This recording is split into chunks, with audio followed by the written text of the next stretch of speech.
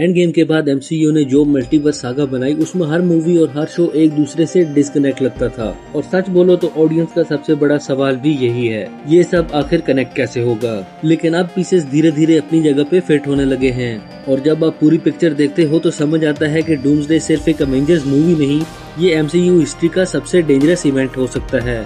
सबसे पहले बात करते हैं उस कैरेक्टर की जिसके बिना डूम का प्लान कंप्लीट ही नहीं हो सकता, Franklin Richards. Comic readers already जानते हैं कि फ्रैंकलिन कोई नॉर्मल म्यूटेंट या सुपर हीरो नहीं, ये बंदा लिटरली यूनिवर्सेस क्रिएट कर सकता है, रियलिटी को रीराइट कर सकता है। और इसी वजह से डूम की नजर उस पर है, क्योंकि अगर मल्टीवर्स टूट रहा है तो उसे दोबारा शेप देने के लिए फ्रैंकलिन जैसी पावर चाहिए। और यहीं से डूम्सडे की फाउंडेशन स्टार्ट होती है। एमसीयू डूम को सिंपल इविल विलन की तरह इंट्रोड्यूस नहीं कर रहा, उसका प्रोस्पेक्टिव अलग होने वाला है। हर तरफ यूनिवर्सेस कोलैप्स हो रहे हैं, रियलिटीज मर रही हैं, इनकर्जन स्टार्ट हो चुकी है और डूम का मानना है कि एवेंजर्स इस प्रॉब्लम को सॉल्व नहीं कर सकते, इसलिए वो कंट्रोल अपने हाथ में लेना चाहता है। उसकी नजर फ्रैंकलिन रिचर्ड्स पर है, क्योंकि फ्रैंकलिन की पावर के थ्रू वो पूरी एग्जिस्टेंस को दोबारा रीडिजाइन कर सकता है। डूम अपनी नजर में शायद विलन नहीं, लास्ट होप है, और यही चीज डूम को डेंजरस बनाती है। एंड गेम के बाद ओरिजिनल एवेंजर्स प्रैक्टिकली खत्म हो चुके हैं। आयरन मैन मर चुका है, स्टीव रोजर्स रिटायर हो चुका है एंड नताशा भी मर चुकी है, टीम बिल्कुल टूट चुकी थी।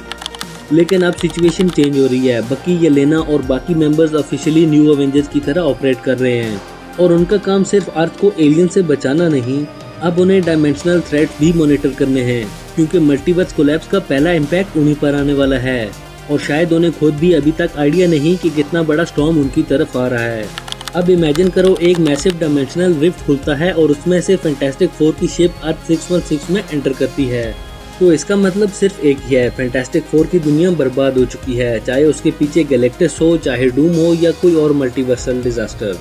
फैंटास्टिक फोर अपनी रियलिटी छोड़कर एमसीयू की मेन यूनिवर्स में आ रहे हैं और इसी मोमेंट से डूम्सडे ऑफिशियली स्टार्ट हो सकती है, क्योंकि अब कोलैप्स सिर्फ थ्योरी नहीं रहेगा, लोग उसके रेफ्यूजीज को अपनी आंखों से देख रहे होंगे।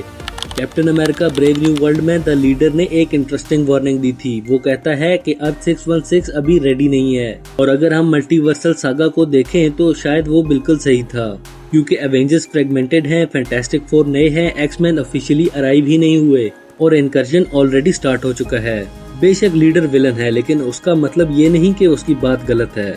कभी कभी सबसे डेंजरस लोग सबसे पहले सच देख लेते हैं एंड बहुत लोग सोचते हैं कि एक्समैन अचानक से डूम्सडे में आ जाएंगे, लेकिन टेक्निकली उनकी एंट्री ऑलरेडी हो चुकी है। मोनिका रैम्बियो दूसरी रियलिटी में फंस चुकी है और वही रियलिटी फॉक्स एक्समैन यूनिवर्स से कनेक्ट लगती है, यानी एमसीयू और म्यूटेड यूनिवर्स के बीच ब्रिज ऑलरेडी बन चुका है। एंड अगर इनकर्जन रियलिटीज को टकरा रही है तो प्रोफेसर एक्स, मैग्नीटो और दूसरे म्यूटेंट्स का अराइवल कम्प्लीटली लॉजिकल लगता है। तो ये कोई फैन सर्विस नहीं, स्टोरी प्रोग्रेशन बन जाता है। लेकिन ट्विस्ट क्या होगा? हो सकता है एमसीयू का सबसे बड़ा विलन डूम ना हो, बल्कि प्रॉब्लम की शुरुआत डॉक्टर स्ट्रेंज ने की हो।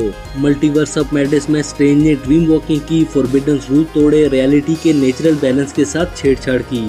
क्लिया खुद कंफर्म करती है कि एक मेजर इनकर्जन ऑलरेडी स्टार्ट हो चुकी है, यानी हो सकता है कि डूम सिर्फ कोलैप्स का फायदा उठा रहा हो, लेकिन कोलैप्स शुरू किया हो डॉक्टर स्ट्रेंज ने। और अगर ये डायरेक्शन ली गई तो डूम्सडे में स्ट्रेंज और डूम के बीच एक आइडियोलॉजिकल वॉर देखने को मिल सकती है। सबसे इम्पोर्टेंट कॉन्सेप्ट है इनकर्जन। सिंपल वर्ड्स में, जब दो यूनिवर्सेस एक ही जगह एग्जिस्ट करने लगते हैं तो दोनों रियलिटीज अनस्टेबल हो जाती हैं। या तो एक यूनिवर्स को डिस्ट्रॉय करो या दोनों ही मर जाएंगे। इसी वजह से इनकर्जन इतनी टेरिफाइंग है, क्योंकि ये हीरोज को एक इम्पॉसिबल चॉइस देती है, अपनी दुनिया बचाओ या किसी और की। और अब तक एमसीयू ने एवेंजर्स को ऐसी मोरल सिचुएशन में नहीं डाला।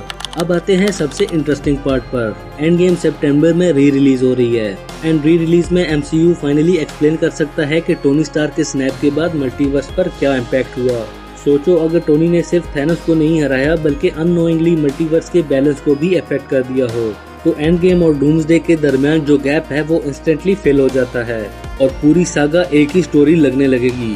और अब आता है final destination, battle world. Comic reader इस नाम को बहुत अच्छी तरह जानते हैं। ये एक नॉर्मल प्लेनेट नहीं, ये मल्टीपल डिस्ट्रॉयड यूनिवर्स के बचे हुए पीसेस से बनी हुई रियलिटी है।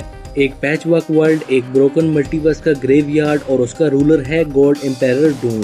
फ्रैंकलिन रिचर्ड्स की पावर के थ्रू डूम एक नई रियलिटी क्रिएट करता है एक ऐसी रियलिटी जहां वो सब कुछ कंट्रोल करे, रूल्स भी, हिस्ट्री भी, फ्यूचर भी। तब हीरोज दुनिया बचाने नहीं लड़ेंगे, वो अपनी असली दुनिया वापस लेने के लिए लड़ेंगे। इसीलिए अवेंजर्स डूम्सडे सिर्फ एक अवेंजर मूवी नहीं, डूम्सडे एमसीयू का सबसे एम्बिशियस क्रॉसओवर होने वाला है। और वीडियो पसंद आई तो वीडियो को लाइक और ऐसी और वीडियोस के लिए चैनल को सब्सक्राइब जरूर कर देना।